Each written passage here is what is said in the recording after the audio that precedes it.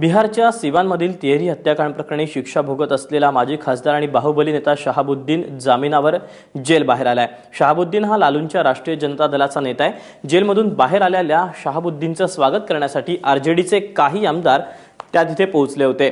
तसंच यावेळी शहाबुद्दीनचे समर्थकही शेकडो गाड्या घेऊन मोठ्या संख्येने जेल बाहेर पोहोचले। यातील काही गाड्यांवर मुख्यमंत्री नितीश कुमार यांचं पोस्टरही लावण्यात आलं होतं। दरम्यान आपल्याला खोट्या गुन्ह्यामध्ये अडकवल्याचा आरोप जेलमधून बाहेर आलेल्या शहाबुद्दीनने केला आहे।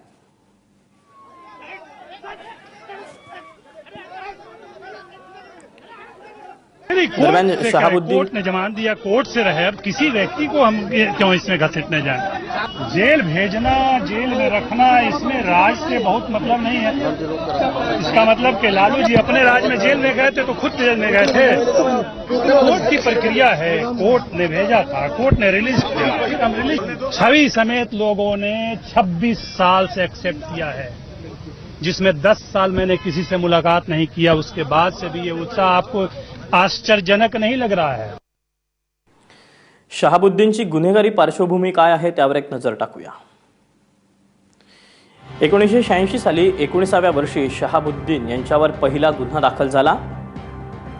2001 मध्ये पोलिसांसोबत गोळीबार आणि ज्यात 10 लोक मारले गेले होते।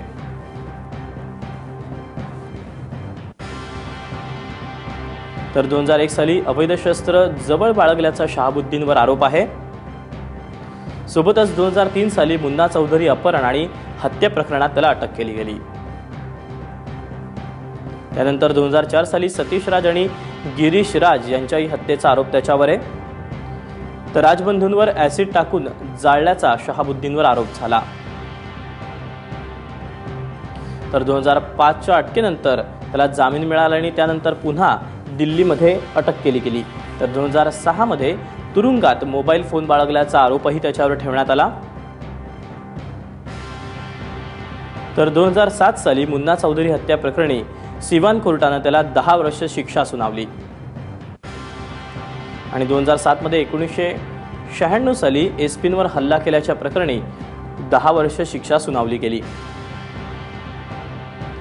तर 2015 मध्ये राजबंधूंच्या हत्येतला साक्षीदार राजीव रोशनच्या हत्येचाही आरोप त्याच्यावर लावण्यात आला आणि 10 सप्टेंबर 2016 रोजी शहाबुद्दीन जामिनावर तुरुंगाच्या बाहेर आला आहे।